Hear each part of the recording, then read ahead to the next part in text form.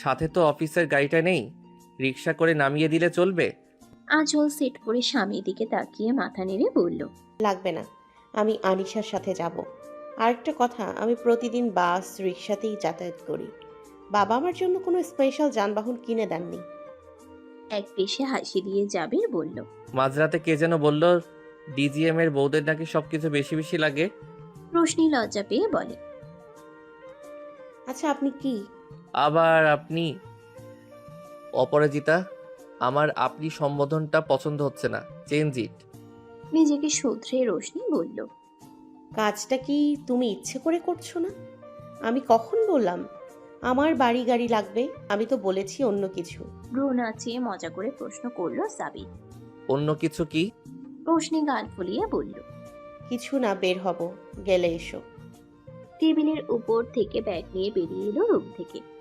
বাবা মায়ের কাছ থেকে দুজন বিদায় নিয়ে রওনা হলো যার যার গন্তব্যে। রোশনিকে রিকশায় উঠিয়ে দিয়ে প্রশ্ন করলো। তোমার শ্বশুর বাসায় যাবে কবে? রোশনি বলল। যাব না। জাবির হেসে বলে, আচ্ছা, তাহলে আমি চলে আসব আমার শ্বশুর বাসায়। কেন? অন্য কিছু লাগবে না? রোশনি রিকশাওয়ালার দিকে তাকিয়ে বলল, মামা, আপনি আগান তো।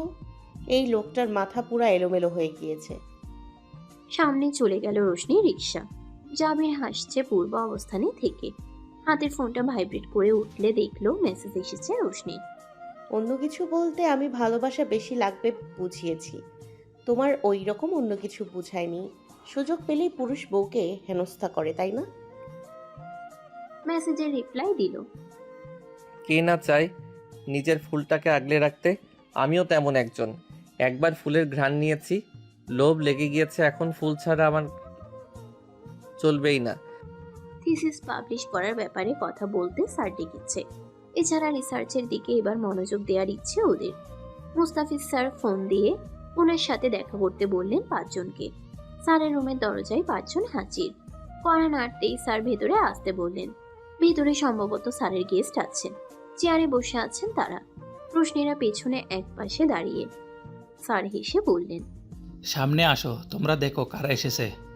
অনুমান করে বলো তো কারা? অতিথিদের সামনে এলো ওরা।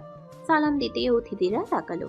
স্যার বলতে থাকলো, এরাই আমার 4 জন সেরা রিসার্চ অ্যাসোসিয়েট, যাদের থিসিস ভিন্ন রূপে তোমরা সাজিয়েছো। এতক্ষণ তোমাদের অক্লান্ত পরিশ্রমের গল্পই তাদের শোনাচ্ছিলাম। রোশনি চক্ষু ছানা ভরা। তাইফ মুখ খুলে সালাম দিয়ে দিল। আসসালামু আলাইকুম ভাবি, ভালো আছেন? তাই তো তো বলি, একটা থিসিস এতটা জীবন্ত কি করে হয়? পুরোপুরি কমন ম্যানের লাইফ রিফ্লেক্ট করছে থিসিসে। শাকিল পাতা উল্টাতে উল্টাতে বলল, আমি তো অবাক হয়ে দা মেট ফর হোসিস এর আইডিয়াটা বারবার মেলাচ্ছিলাম, কারণ এই আইডিয়াটা যখন এক যুগ আগে জাবির আমাদের দিয়েছিল তখন গুছাতে পারিনি। আপনারা সেই কাজটা গুছিয়ে দিলেন। রোশনি স্তব্ধ অপ্রতিভ। এতটুকু আন্দাজ করেছে এরা জাবিরের বন্ধু। ছবি দেখিয়েছিল জিহাদ। মুস্তাফিজ স্যার প্রশ্ন করল। তোমরা চেনো একে অপরকে? তাইফ হেসে বলল, স্যার, রশনি ভাবি জাবিরের ওয়াইফ। স্যার চমকে উঠলেন। জাবির তখন বলে উঠল, আমি কাকে মেইল করেছি এতদিন? মাজিদ বলে উঠল। স্যার, রোশনীকে। নির্লিপ্ত চাহনি জাবিরের। কোনো চমক নেই। স্যারের দিকে তাকিয়ে বলল, নিজের অজান্তে যাকে মেইল করে গিয়েছি সে আমারই সহধর্মিণী, অথচ আমি বেখবর। তানিশা বলে উঠল, স্যার, আপনি প্রতিবারই রোশনিকে সাহায্য করেছেন। এর পূর্বেও রাস্তা পার করিয়ে দিয়েছিলেন। রোশনি তানিশার দিকে তাকিয়ে প্রশ্ন করল। মানে সেদিন উনি? তানিশা মাজিদ এবং কথা মাথা নেড়ে বলল। হুম। জাবির ওদের অবাক করে দিয়ে বলল। সেদিন জেনেই করেছি। মুস্তাফিজ স্যার অট্ট হাসি দিয়ে বললেন, হোয়াট আ কোইন্সিডেন্স। মহান রব যা প্ল্যান করে অতি উত্তম। তোমাদের যে কি বলে ধন্যবাদ দিব ভাষা নেই, কারণ তোমরা আমার ছাত্রদের ফিরিয়ে দিলে, আবার সেই সাথে সুসংবাদও দিলে। আমার 2 জন সেরা ছাত্রছাত্রী সম্পর্কে স্বামী স্ত্রী। মেহেদি বলল, এমন জানলে তো আমরা আরো বেশি ইনফরমেশন দিতে পারতাম। জাবির থামিয়ে বলল, দরকার নেই, যা করেছে নিজের চেষ্টায় করেছে, শিখে করেছে। মাজিদ প্রশ্ন করল। স্যার আমরা কি পাবলিক করতে পারবো? মুস্তাফিজ স্যার জাবির শাকিলকে প্রশ্ন করল। পাবলিশ করতে পারবে? তোমাদের কি মনে হয়? শাকিল উত্তরে বলল। পারবে তো ইনশাল্লাহ, সব ঠিক আছে মনে হলো। জাবির দুপাশে মাথা নেড়ে বলে উঠল। পারবে না? সকলে উৎসুক দৃষ্টিতে চেয়ে আছে শাকিলের কাছ থেকে কপি নিয়ে বলল। ফাইন্ডিংস স্ট্রং না, আরও স্পেসিফিক রেফারেন্স লাগবে, আর মেথোডোলজি পরিবর্তন করতে হবে অনেক। আসি জাবিরকে বলল। কিন্তু স্যার আমরা তো আপনাদেরটা ফলো করছি। জাবির হেসে বলল। তাই তো চেঞ্জ করতে হবে। ওটা আনপাবলিশড ছিল প্রায় 10-11 বছর। এখন আপনারা smart, so have to work smartly, right? পুরনো পেপারটাতে অনেক ইনফরমেশন ঘাটতি আছে, এই পেপারটাতে ঘাটতি থাকুক চাচ্ছি না। এত গোছানো পরিশ্রমের একটি কাজ সামান্য কারণে ক্রিটিসাইজ হবে, ব্যাপারটা কষ্টের। তাইফ বলল। আমার মনে হলো স্যাম্পলিংও কিছুটা চেঞ্জ করতে হবে। রোশনি ব্যাগ থেকে লাল কলম বের করে জাবিরের হাতে ধরিয়ে বলল। কষ্ট করে কোথায় কোথায় ঠিক করতে হবে সবাই মিলে লিখে দিন, হিন্টস দিলেই হবে, আমরা বাকি কাজটুকু করে নিব। মুস্তাফিজ স্যার হেসে বললেন।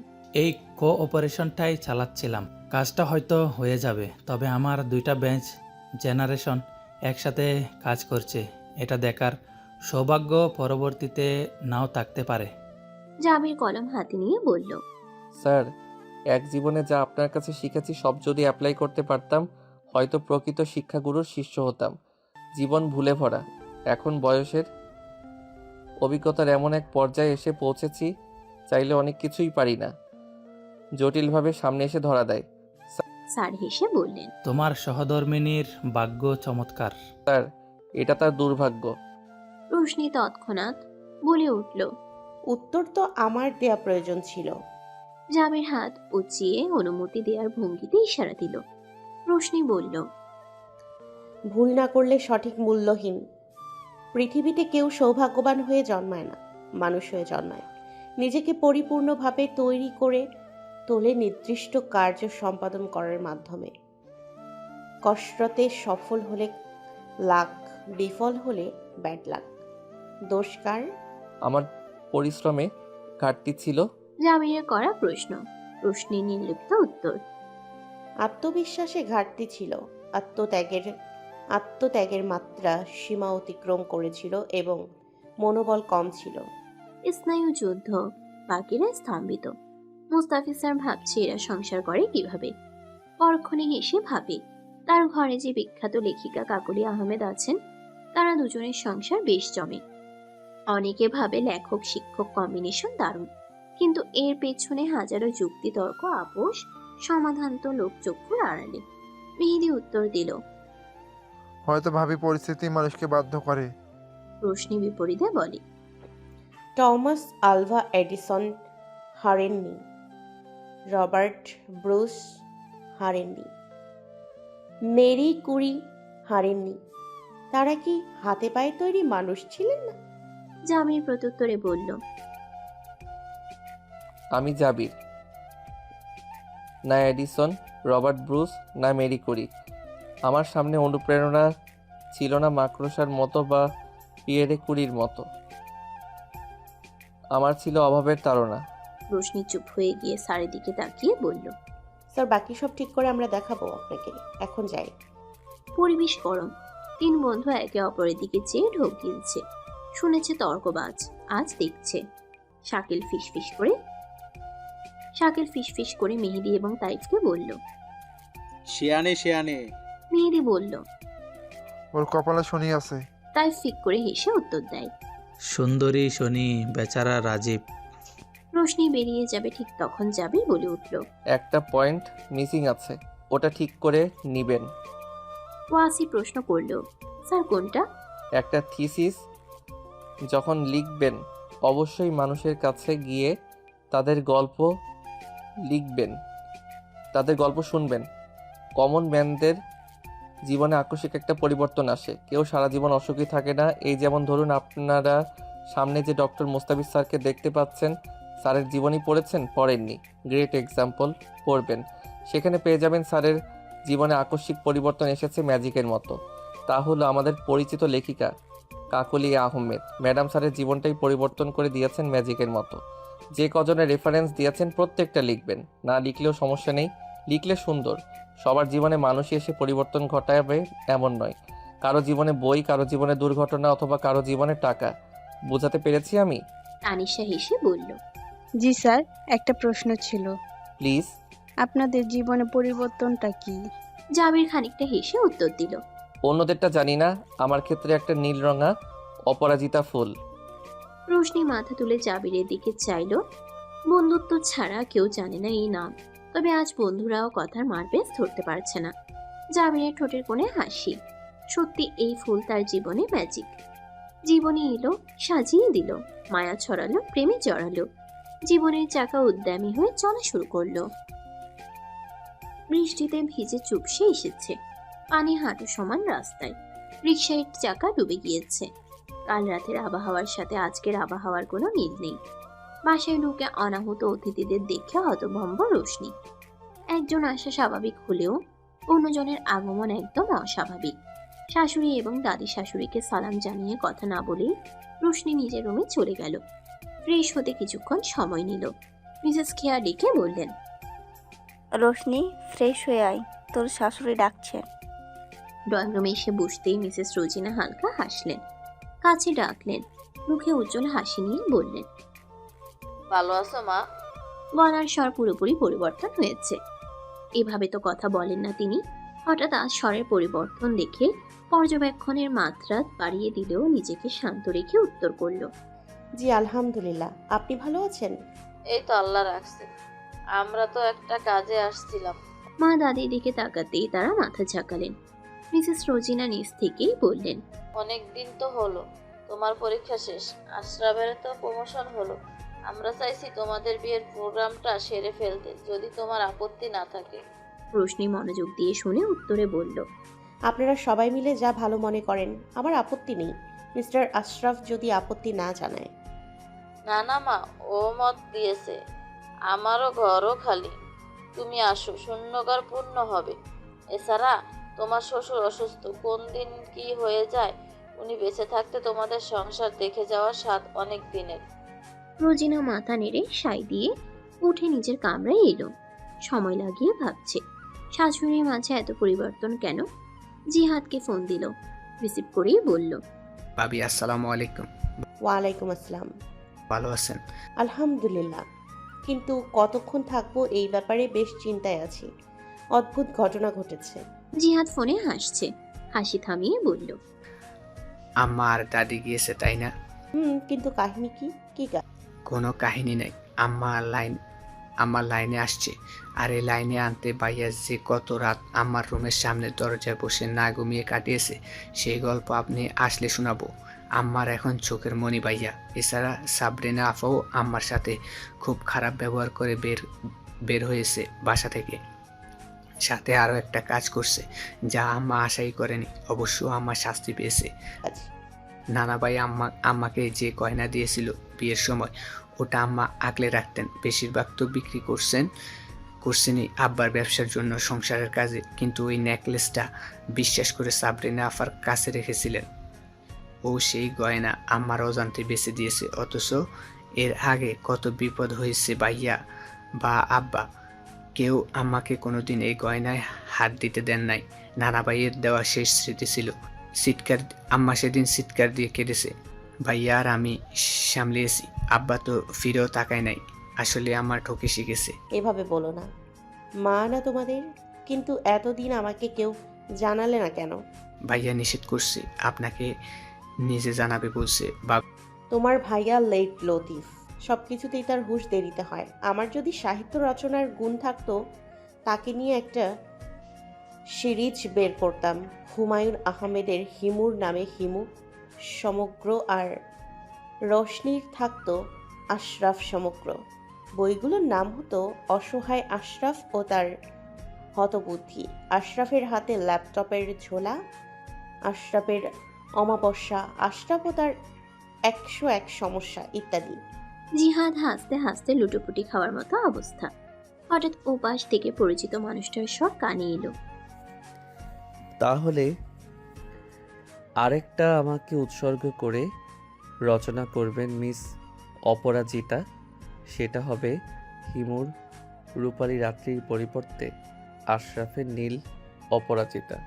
রোশনি চমকে উঠল, অবাক হয়ে জিহাদকে বলল, তোমার গলার স্বর চেঞ্জ হলো কি করে জিহাদ? পুরো তোমার ভাইয়ার মতো। জিহাদ প্রতি উত্তর করে বলল, আই অ্যাম এক্সট্রিমলি সরি। আমি ভাইয়ার অফিসে এসেছি। আপনার শেষের কথাগুলা ভাইয়াকে লাউডে শোনানোর লোভ সামলাতে পারিনি, তাই ভাইয়াকে নিয়ে লেখা প্রতিটি সাহিত্য রচনার নাম শুনিয়েছি। রোশনি লজ্জা পেয়ে বলল। কি আল্লাহ, কথা বলবো না তোমাদের সাথে। রোশনি ফোন কেটে দিল। লজ্জায় গাল লাল হলো। মানুষটা কি ভাবলো তাকে নিয়ে মজা করছে তারই ছোট ভাইয়ের সাথে? আসলে তো ব্যাপারটা মুখ ফসকে কথা প্রসঙ্গে এসেছে, ওভাবে তো বলেনি। ভাবার সময় নিল না বেশিক্ষণ। ফোন হাতে নিয়ে কল দিতেই রিসিভ হলো। বলো অপরাজিতা। আমি না খুব দুঃখিত আপনাকে নিয়ে জিহাদের সাথে। আবার সরি, তোমাকে নিয়ে জিহাদের সাথে ওভাবে মজা করা ঠিক হয়নি। প্লিজ এবারের মতো মাফ করে দাও। আমি কিছু বলেছি তোমাকে? তুমি তো কথাই বলো না, রাগ করে থাকলেও বুঝতে পারো না। জামি হাসছে, প্রত্যুত্তরে বলল, রাগ করার জন্য মানুষটাকে সঠিকভাবে রাগাতে হয়, আর তুমি তা পারো না। যা পারো তা হলো ভালোবাসা ছড়াতে, মায়ায় জড়াতে। তোমার উপর রাগ করার সাধ্য হয়তো আমার নেই অপরাজিতা। রোশনি নীরবে শুনছে। এই একটা কারণে সে মানুষটাকে এতটা ভালোবাসে। তার আচরণ বেশ সুন্দর, সাবলীল, সুস্পষ্ট। যখন কারো প্রশংসা করে সাধারণভাবে প্রকাশ করে, অথচ শুনতে কত শ্রুতি মধুর লাগে। প্রশ্ন করলো যাবে। আম্মারা গিয়েছেন? এসছেন। তোমার মত দিয়েছ? সবাই মিলে যা সিদ্ধান্ত নেয় তাতে আমি রাজি। ঠিক আছে, তুমি বিশ্রাম নাও, আমার কাজ আছে। ঠিক আছে, আবারও ধন্যবাদ রাগ না করার জন্য। কেউ আমার উপর রাগ করলে আমি কষ্ট পাই। বললাম তো কষ্ট পেতে হবে না, তবে বইটা রচনা করতে পারো। আবার লজ্জা দিচ্ছ? ঠিক আছে, রাখছি, ভালো থেকো। ফোন রেখে রোশনি মিটমিট করে হাসছে। ঠিক তখনই বক বক করতে করতে ফরিনা ঝাড়ু হাতে রুমে ঢুকলো। কাকে যেন মনের মাধুরী মিশিয়ে গালি দিতে ব্যস্ত। রোশনি মনোযোগ দিয়ে শোনার চেষ্টা করেও এক লাইনও বুঝলো না। অবশেষে প্রশ্ন করলো, কি হয়েছে তোর? কাকে বকছিস? কোমরের ওড়নাটা টাইট করে লম্বা হয়ে মেঝেতে শুয়ে খাটে নিচটা ঝাড়ু দিতে দিতে বলল, আর কইয়ের না আপু, নিজ দিয়া আইতেছিলাম দেখি কালাইম্মা খাড়াইয়া আছে। আমি আমার মতো কইরা আইতেছিলাম, পিছন দিয়া ডাইককে কয়, ও ফরিনা, তোমার লইকা একখান ভালো সম্বন্ধ আছে, বিয়া করলে দেখাইতে পারি। ওলা একেবারে ফকফকা সুন্দর, তুমি যেমন চাও। আর আপনি তো জানেন আপা, আমার বিয়ার বহু শখ। এক খালার কাছে বড় হইছি, মাস শেষে সব তো খালারই দিয়া দিই। বিয়া তো আর করতে পারলাম না, তাই কালাইনা কাওয়াতে মনে আশা জাগলো, কইলাম পোলা দেখাইতে, হেতে মোড়ে কি দেখাইছে শুনবেন? রোশনি চোখ ক্ষীণ করে উত্তেজিত হয়ে বলল, কি দেখিয়েছে? একখান সেত রোগী আপা, বিশ্বাস করবেন না, মইনটা চাইছিল টাঙ্গাইয়ে জুইতাই খুইলা পিটাইতেও লাগছিলাম, কিন্তু নিচে পাশের ফ্ল্যাটের ম্যানেজার খালু চইলা আইতে, তাই ঘোমটা দিয়া উইটা পড়ি, নাইলে আজকার ওই দিনকা আমার দিন আইছিল। বেটা যাওয়ার সময় যদি পাইয়া যাই খালাম্মা থেইকা কইয়া আপনি গো বাথরুমের ঠুন্ডা বাটা দিয়ে লইয়া যামু, আর লগে কোমরের বেরাস্টি, এগুলা দিয়ে এমন কেলামু বেয়াদ্দপটারে জানি ওর বাপের নাম ভুইলা যায়। রোশনি হাসি থামিয়ে বলে, থাম আর হাসাইস না। তুই বিয়ে করবি এ কথা দাদিকে বললেই তো পারিস। আমার যেমন বিয়ে ঠিক করে দিছে তোরও দেবে। ফরিনা চমকে গিয়ে রোশনির দিকে তাকিয়ে বলে, আপনি পাগলে গেছেন আপু? দাদি কি দারোয়ান দিনমজুর নিয়ে ঘুরিনি? দাদির কাছে তো সব অফিসের পোলাই থায়। রুম ঝাড়ু দিয়ে ফরিনা বেরিয়ে গেল। রোশনি থিসিসের সফট কপিটা ওপেন করে আপন মনে হাসছে। এতদিন ধরে নিজের অজান্তেই মনের মানুষটার সাথে কথা বলে গেল, অথচ বুঝতেই পারলো না। মাঝে মাঝে মনে হয় জাবিরকে আরেকবার বলতে, রিসার্চ শুরু করার জন্য। এত ট্যালেন্ট একজন মানুষের মেধা এভাবে হারিয়ে যাবে, তাও মানুষটা নিজের ভাবতেই কষ্ট লাগে। বন্ধুরা সবাই নিজেদের জায়গায় সুন্দর অবস্থানে আছে, অথচ তার ক্ষেত্রে হয়েছে উল্টো। সেদিন শাকিল ভাইয়া বলল বিসিএস এর রিটেনে হয়তো ভাইভা দিতে পারেনি জাবির। সেদিন শাকিল ভাইয়া বলল বিসিএস এর রিটেনে হয়েও ভাইভা দিতে পারেনি জাবির। যেদিন জাবিরের ভাইভা পরীক্ষা সেদিনই জাফর সাহেব অফিসে মাথা ঘুরে পড়ে যান। এরপর তাকে নিয়ে ছুটোছুটি, বাইপাস সার্জারি, সব মিলিয়ে যতটুকু সম্বল ছিল শেষ। প্রতি মাসে জাফর সাহেবের ওষুধই লাগে 15,000 টাকার। বড় ছেলে হিসেবে সব দায়িত্ব হাসি মুখে পালন করে আসছে। হয়তো সেদিন জাফর সাহেব অসুস্থ না হলে জাবিরের অবস্থানটা ভিন্ন হতে পারত। পর মুহূর্তেই মনে হলো আল্লাহ উত্তম পরিকল্পনাকারী, আরো ভালো রেখেছেন ভাগ্যে।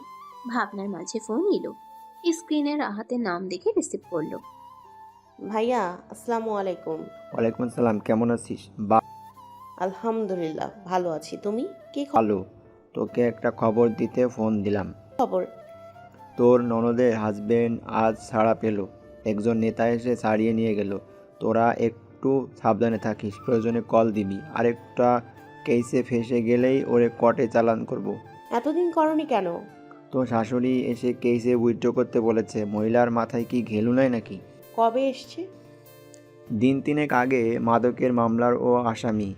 ওই নেতা এসে ছাড়িয়ে নিয়ে গেল। কারণ নেতার গোলাম তো তাই মায়া হয়েছে। এতদিনে মুখ খুললে তো নেতার নামও বেরিয়ে যাবে, বুঝেছিস? যাই হোক, সাবধানে থাকিস। ঠিক আছে ভাইয়া। রোশনি দুশ্চিন্তায় মাথায় হাত দিল। যা অবস্থা করেছিল অপুর, সে তো খ্যাপা কুকুর হয়ে বের হয়েছে। ঠান্ডা মস্তিষ্কে ভাবতে হবে এ নিয়ে। বাসায় ফিরছে কোচিং থেকে 2 বোন, রাস্তা খনন করছে। ঢাকা শহরের প্রতিটি রাস্তা এভাবে কেটে কেটে রেখেছে, অথচ কাজ শেষ হতে বছর লাগিয়ে দিচ্ছে। জনজীবনে ভোগান্তি। যতটুকু হাঁটার জায়গা আছে তাতে পানি, কাদা। এর মাঝে ওই জায়গায় একজন অন্যায়ভাবে বাইক ঢুকিয়ে দিয়েছে। সে কাদা ছিটিয়ে এসে পড়েছে রোমার জামাই। কলেজ ড্রেসে দাগ লেগে গেল। শামা পেছন থেকে চেঁচাতে চেঁচাতে বকে যাচ্ছে। রাস্তা থেকে পাথর তুলে ছুঁড়ে মারতে শুরু করলো। সেই সাথে বাইকের পেছনে ছুটছে। শামার পিছু পিছু রোমাও ছুটছে। পাথর গিয়ে লাগলো বাইকারের মাথায়। হেলমেট থাকাতে কিছুই হয়নি, তবে বাইক থামিয়ে চেঁচামেচি শুরু করে দিয়েছে। শামা চিৎকার দিয়ে বলল, এতটুকুনি রাস্তা মানুষের হাঁটার জন্য আপনি কোনো নবাবজাদা বাইক ঢুকিয়েছেন?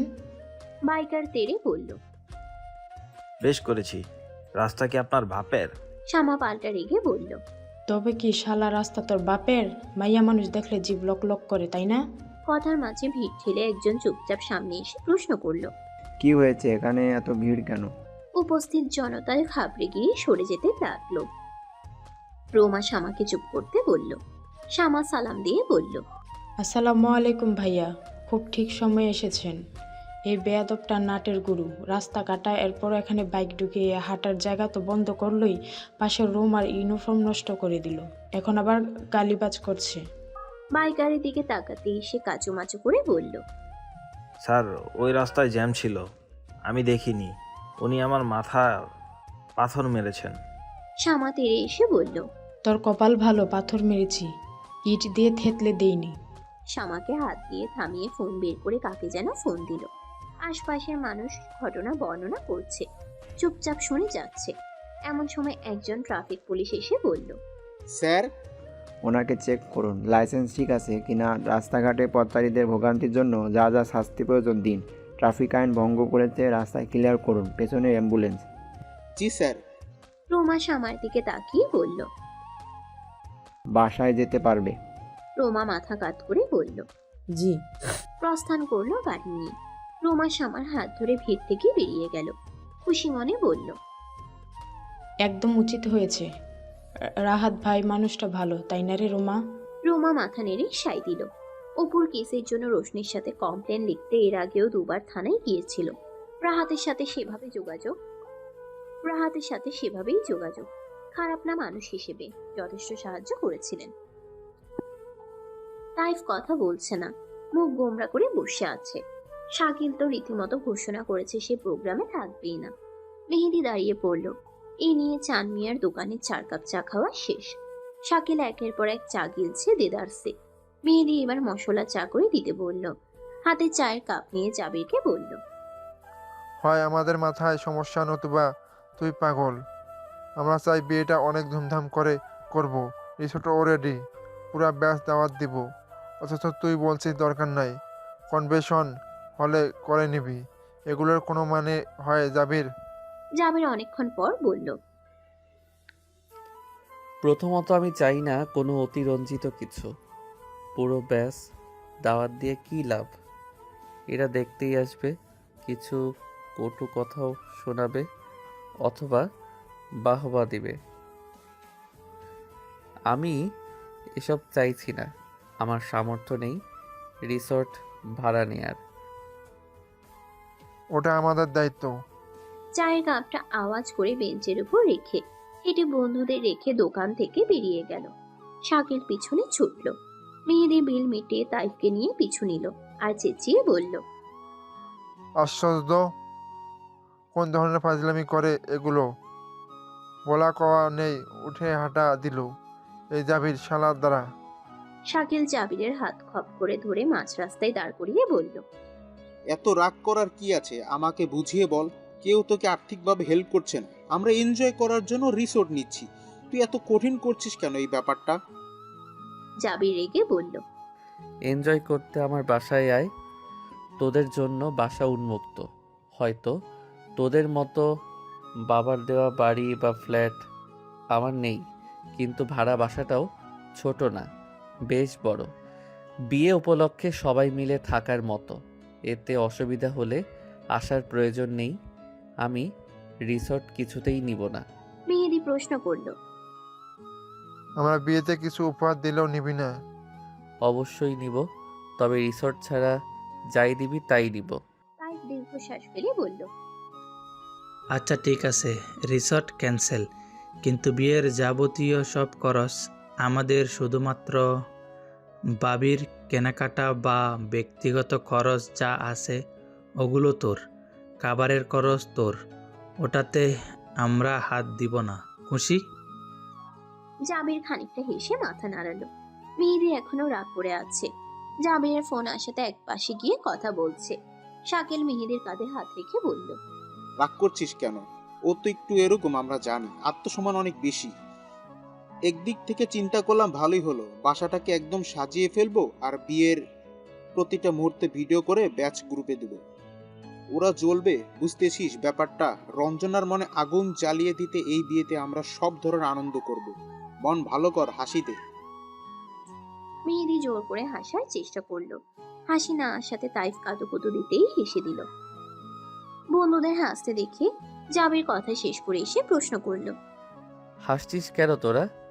মেহেদি মুখ ভেঙচি দিয়ে বলল, তোর বাসর ঘরে কোনো জায়গা সিসি ক্যামেরা রাখবো তার প্ল্যান করেছিলাম। জাবির ভ্রুকুচকে বলল, লজ্জা কর, এই বয়সে এসব মানায়? পিয়া জানে তুই এসব করিস? ছ্যা। মেহেদি জিভে দাঁত কেটে বলল, তবা তবা, আস্তাগফিরুল্লাহ, তোর সাথে কথা বলতেও সাবধান। তাইফ হেসে বলে, আহারে মেহেদি, কোনো শাড়ি পছন্দ করতে পারেনি গত 3 ঘন্টায়। রোমা, শামা, জিহাদ এবং রোশনি শপিং এ এসেছে। এর মাঝে ঘুরে ঘুরে বাকিদের শপিং শেষ বসুন্ধরা থেকে। সবটাই নিজেদের বাজেটের মধ্যে পেলেও রোশনি তার জন্য প্রোগ্রামের কোনো শাড়ি পছন্দ করতে পারেনি। শেষমেশ নিজেকে স্থির করে জাবিরকে ফোন দিল। আসসালামু আলাইকুম। ওয়ালাইকুম আসসালাম। আজ কি কোনোভাবে আমাকে 2 ঘন্টা সময় দেওয়া যাবে? কয়টা থেকে কয়টা? যখন বলবে, তবে রাত 9টার আগে। আসছি আমি। বসুন্ধরায় আছো না? আছি, কিন্তু তুমি নিউ মার্কেট এসো। শামার একটু শরীর খারাপ লাগছে, ওদের বাসায় পাঠিয়ে দিচ্ছি। শপিং শেষ ওদের। কি হয়েছে? মাথা ব্যথা। ওকে। রোশনি দেব ননদদের বাসায় পাঠিয়ে নিউ মার্কেটের পথে রওনা হলো। যে যত ধনী হোক বা গরিব হোক না কেন, মেয়েদের পছন্দের শপিং এর জন্য লিস্টে প্রথমে থাকবে নিউ মার্কেটের নাম। হাজারটা দেখবে, দামাদামি করবে, একটা নিবে। ধানমন্ডি হকার্স মার্কেটের সামনে দাঁড়িয়ে অপেক্ষা করছে জাবিরের জন্য। ঘুরে ঘুরে শাড়ি দেখছে। এখানে খুঁজে বের করতে জানলে সেরা শাড়িগুলো সুলভ মূল্যে পাওয়া যায়। এর মাঝে জাবির এসে বলল, এখানে তো ভিড়, গরম, বসুন্ধরা থেকে নিলেই পারতে। রোশনি মিষ্টি হাসি দিয়ে বলল, আমি যা চাই তা নেই। ও, এখানে পেয়েছো? রোশনি ঠোঁট চেপে উপর নিচ মাথা নেড়ে বলল,